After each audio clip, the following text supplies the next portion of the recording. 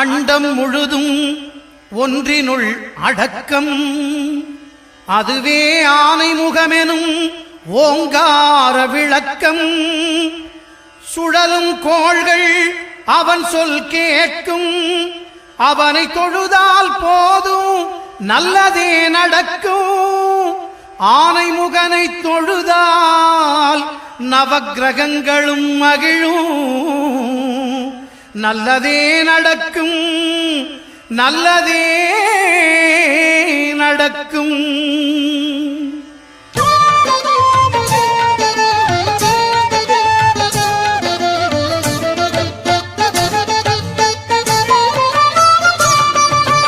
ஒன்பது கோளும் ஒன்றாய் காண அங்கு கற்பகம் என்னும் கடவுளின் மெய்யில் 9 கோளும்